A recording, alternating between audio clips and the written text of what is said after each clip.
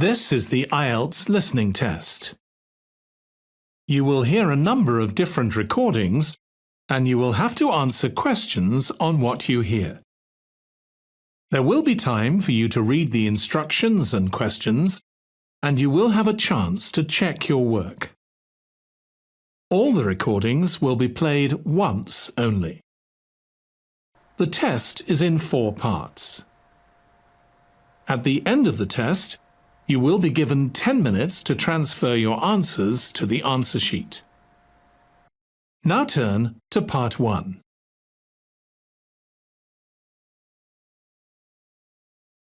Part 1. You will hear a telephone conversation between a man and a woman discussing a hotel reservation. First, you have some time to look at questions 1 to 6.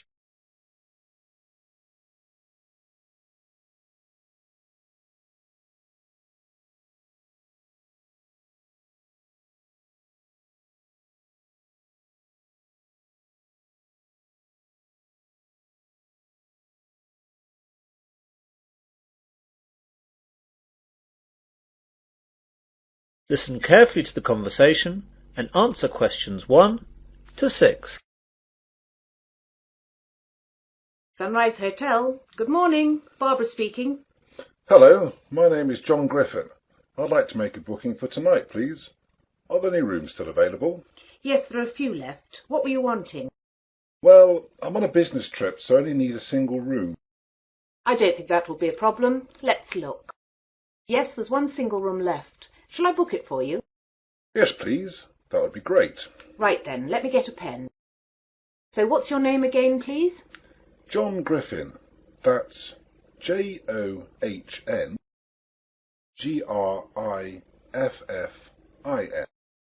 OK, I've got that down. Wait a minute. You've been here before, haven't you? Yes, that's right. I stayed with you twice before. Well, we should have your details already. Let's look at the cards. Here we are. So, John Griffin from Sydney, right? Yes, that's right. So tell me if I'm wrong. John Griffin, passport number 876374889, age 30. Yes, that's right. So it's a single room for 2 nights. Is your credit card number the same to confirm the booking? Yes, it's the same. But I want you to forward the bill to my company again, if that's okay. Oh yes, Mr. Griffin, that's no problem at all. Your company have always settled very promptly in the past. And what time can we expect you tonight, Mr. Griffin? Well, the plane lands at 9:15 p.m, so by the time I get through for the formalities, that should take about 20 minutes. I should be at your place at 10. Will the restaurant still be open at that time, as I'll be hungry? I hate plain food. I'm afraid it'll be closed by then, Mr. Griffin. Can I organise some snacks to be left in your room? A burger? Fries? Sandwiches? Yes, that would be great. How about a cheese sandwich with fries? No problem, sir. I'll see to that. Oh, the fries might be cold when you get in. Ah, yes. Just a sandwich then. No problem. Anything else, Mr. Griffin? No, that's all. Thank you. See you tonight. See you tonight, Mr. Griffin. Goodbye. Goodbye. Now you will hear a conversation between Barbara and another man, Mark. Before you hear this, you have some time to look at questions 7 to 10.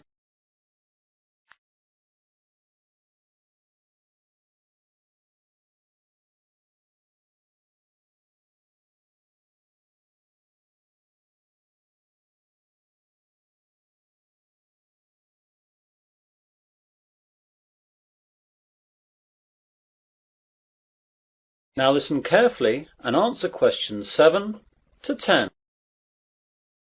Oh, Mark, that was Mr. Griffin. You know that nice man from Sydney who's been here a couple of times before? He's booked a single room for 2 nights from tonight. Oh, good.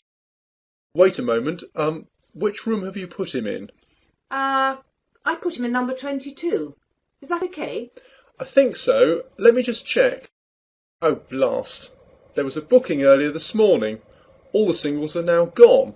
Oh dear, I'm so sorry. I didn't realise. Don't worry, it's not a problem. We'll stick him in number 34. It's a double room, but it shouldn't matter. What about the price? The double is $150 a night, and he's going to be expecting $100 a night for the single. Well, we don't want to upset him. We want him to come back. Make a note that we'll give him the single rate and that he's got a free upgrade. I'm so sorry, Mark. I should have let him know that there weren't any singles left. No, it's not your fault. I took the booking earlier, but the computers were down. I should have made a note of the booking so that everyone knew. It's my fault. Mr. Griffin has ordered a cheese sandwich to be left in his room too, as the restaurant will be closed when he gets in. That's no problem. Just leave a message for my wife in the order book there. She'll make sure that it's prepared by the kitchen staff, and then room service can take it to his room just before he arrives. How much shall I charge him for the sandwich? What is it again? Ah, yes, cheese. Well, beef and chicken are both $10, and salad is $8. Just make it $9. That should be okay. OK. Thanks, Mark.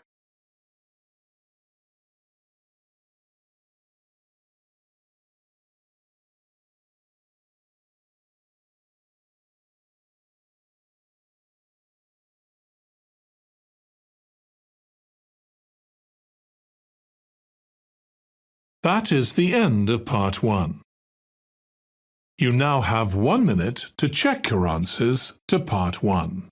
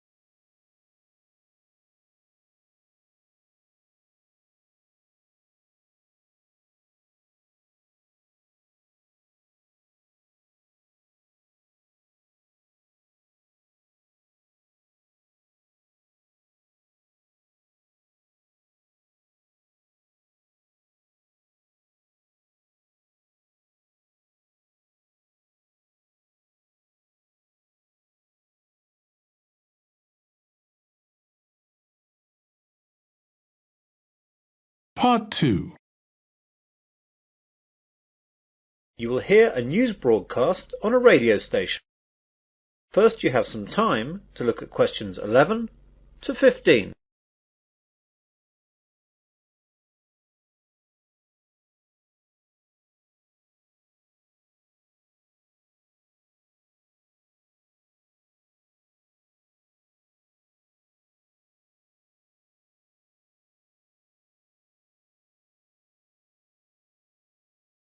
Now listen carefully to the news broadcast and answer questions 11 to 15. Good morning and welcome to 2RC, your local radio news service for the Wesley area. And here are your headlines for this morning. More news from the police into the jewellery robbery that occurred last Tuesday in the centre of town. Comtech, the local computer hardware manufacturer, has announced that it must cut 40 jobs. New routes open up at the Wesley International Airport. Plans for the redevelopment of the Oakley Woods have been shelved. A local cricket team make it to the regional finals. And get set for a heat wave. First of all, police have released 2 descriptions for the 2 men wanted in connection with the robbery at the local jewellery store Nichols in the centre of town last Tuesday. At 9 a.m, just when the store was opening, 2 men burst through the door and demanded bags to be filled up with jewellery. Although the 2 men were armed with baseball bats, the shopkeepers bravely attacked them and beat them off. Although the 2 men had motorcycle helmets on, these were knocked off during the scuffle, and the shopkeepers were able to get a good look at them. The first man is said to be about 6 foot in height, slight build, dark hair and a small moustache. He was wearing blue jeans, a white t-shirt and a black leather jacket. The second man is much shorter, around 5'8", with a fat build and red hair and clean shaven. He was wearing a dark blue sweater and black jeans. They are both probably in their early 20s. The police hope to issue photo-fit pictures later today. The public are urged to call Wesley Police if they think they recognise either of the two men. You now have some time to look at questions 16 to 20.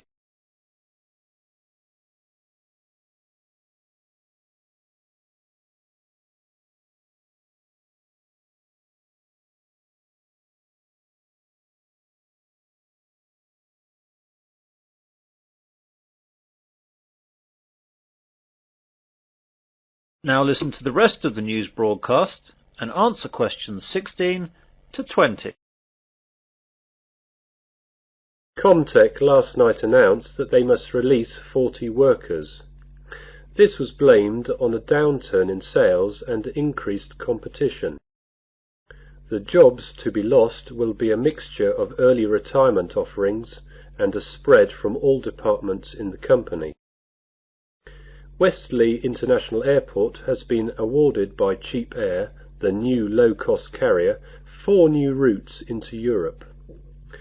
The new routes will be into 4 European countries, though the details have not yet been released. When the deals have been finalised, this will lead to a significant number of jobs. Environmentalists were delighted this morning by the news that plans by the local council to develop the Oakley Woods area have been shelved. The woods were to have been developed into a shopping area, but opposition from local residents and local environmental groups has led to a turnaround by the local council, and they will now look for an alternative site. Westley Green, a local pressure group, says they are ecstatic that the council has bowed to the wishes of people in the area. Mr. George Finchley, Mayor of Westley, made the announcement and said that the committee responsible took all available information into account before taking the decision, and he hopes that Westley residents are happy that the local council are sensitive to their wishes when making decisions. East Moors CC, a local league cricket club, has made it to the finals of the Sunday League knockout cricket competition. They will play the final at home on Sunday 30th of August against Newbury CC.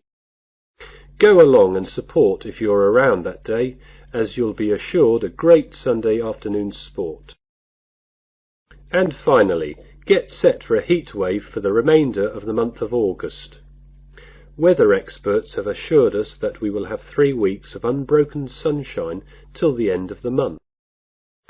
Great news, but those of us who are experienced with the British weather will most likely greet this news with, "Let's wait and see."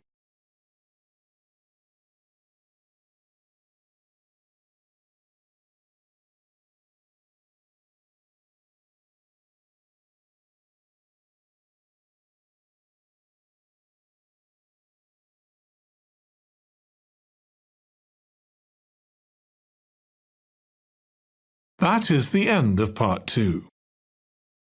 You now have 30 seconds to check your answers to part 2.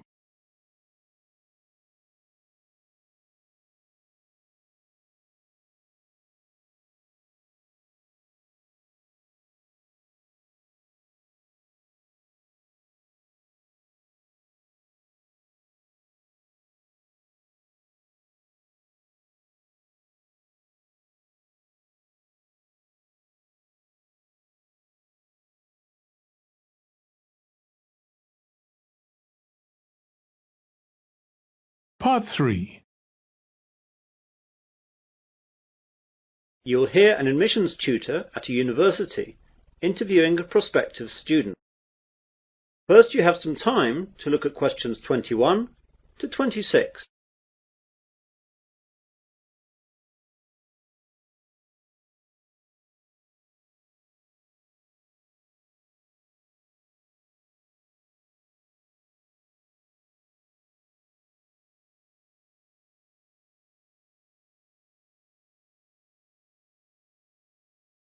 Now listen carefully and answer questions 21 to 26. Hello there, it's Robert Johnson, isn't it? Yes, that's right. First of all, thanks for coming to this interview and thanks for applying to the engineering department of Wesley University.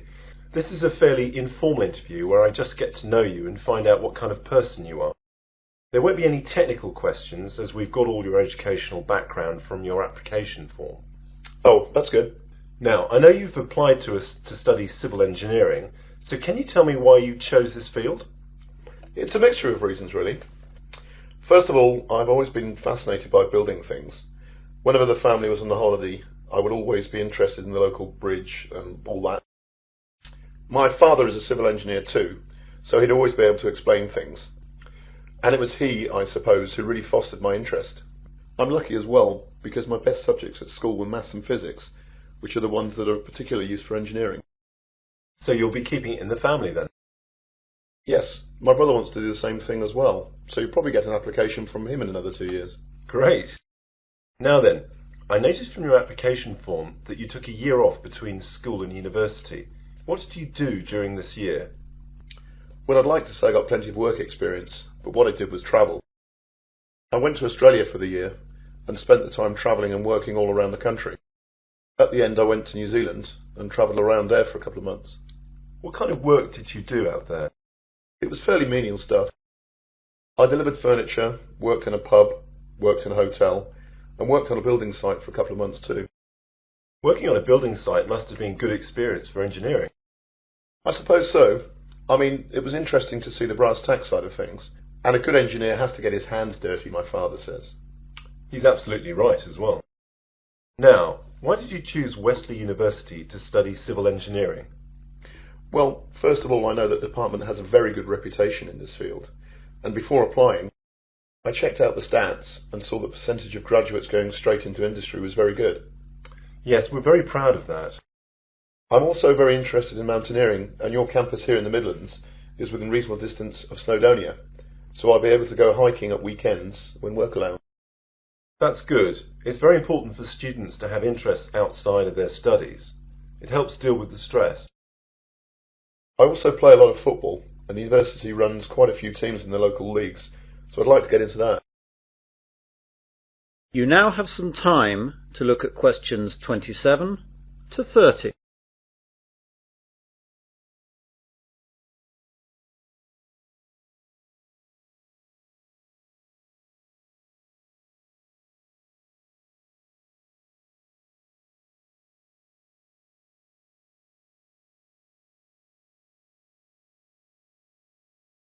Now listen to the rest of the interview and answer questions 27 to 30. Is there anything you'd like to ask me about the course? Yes, the information in the prospectus wasn't very clear about assessment. How will I be assessed over the 4 years of the course? Well, as it's a sandwich course, you'll be working in industry for the 3rd year, and there won't be any exams for that year. In the 1st year, you'll have exams at the end of May. You'll probably have 5 papers to sit then. The 2nd year is identical to the 1st year. You have to pass the exams in these years, but they won't actually be part of your degree. In the 4th year, you'll have to write a dissertation of a minimum of 15,000 words, and most people use their time in the 3rd year, when they're working, to use as a basis for their dissertation. So the 3rd year can be spent doing the hard work for the dissertation, leaving the 4th year to polish it and study for your finals. What will I have to do for the final? There will be 8 papers in all during June, and these will be based on work done throughout the entire course. It's hard and a stressful time, but students usually cope with it. Anything else? Yes, I'd like to ask.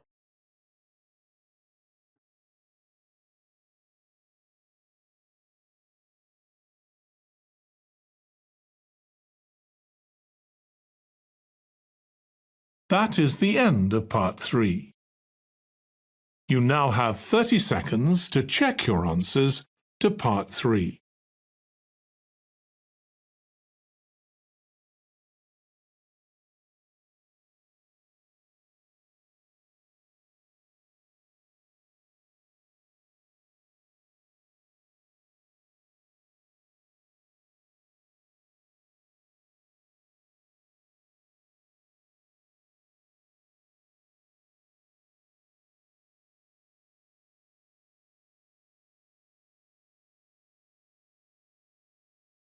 Part 4.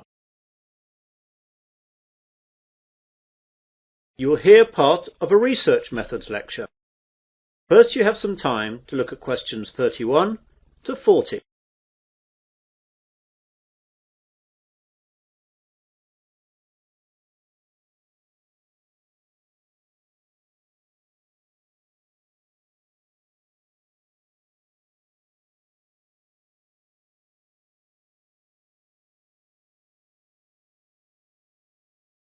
Now listen carefully and answer questions 31 to 40. Good afternoon, ladies and gentlemen. Welcome to this auxiliary lecture on research methods. This lecture is not aimed specifically at one particular course, but is a general lecture that will be relevant to any student who must conduct research into a topic for his or her course. For most of you, this will be the research that you need to do in order to write your dissertation and theses. It has been said that first world societies are no longer industrial societies, but information societies. That is, our major problems and tasks no longer mainly centre on the production of goods and services necessary for survival and comfort, but rather require a prompt and accurate flow of information on preferences, needs and behaviour. This is why surveys today are regarded with so much importance. What then is a survey? Today, the word survey is used most often to describe a method of gathering information from a sample of individuals. This way, the results can be projected from the sample to the larger population. An important consideration to take at the start is to decide how large a survey to perform. The sample size required for a survey partly depends on the statistical quality needed and the size of the total population of the area in question. Even so, there is no simple rule for sample size that can be used for all surveys. Analysts, though, often find that a moderate sample size is sufficient statistically and operationally. A properly selected sample of only 1,000 individuals can reflect various characteristics of the total population, but it is not always needed to sample the entire population for your needs. I'd like now to look at some of the types of survey available to us, and the focus here will be on methods for surveying individuals and companies. Mail, telephone interview, and in-person interview surveys are the most common ways for doing this. The latter can be in offices, homes, or on the street. Mail surveys can be relatively low in cost. A decent response rate, though, is the major problem. Mail surveys can be most effective when directed at particular groups, such as subscribers to a specialised magazine or members of a professional association. Telephone interviews are an efficient method of collecting some types of data and are being used increasingly. They lend themselves particularly well to situations where timeliness is a factor and the length of the survey is limited. For students such as you, though, cost will be an issue. In-person interviews in a respondent's home or office are good when complex information is to be collected. It could involve a great deal of travelling around, though. Street interviews could also be useful as they are easy, but the sampling is not very scientific. We also need to look at the content of our surveys. Surveys can focus on opinions and attitudes, or on factual characteristics or behaviour. Many surveys combine types of question. Questions may be open-ended, such as, "Why do you feel that way?" or closed, such as, "Do you approve or disapprove?" The questionnaire may be very brief, a few questions taking 5 minutes or fewer, or it can be quite long, requiring an hour or more of the respondent's time. Also, because changes in attitudes or behaviour cannot be reliably ascertained from a single interview, some surveys employ a panel design, in which the same respondents are interviewed on 2 or more occasions. There are also certain ethics to be looked at in conducting surveys. Some of you will see that the information that you will compile is of value to companies operating in that particular sector. Therefore, you must always bear in mind a few guidelines. Surveys should be carried out solely to develop statistical information about a subject. They should not be designed to produce predetermined results or as a ruse for marketing and similar activities. The industry standard for all reputable survey organisations is that individual respondents should never be identified in reporting survey findings. All of the survey's results should be presented in completely anonymous summaries, such as statistical tables and charts.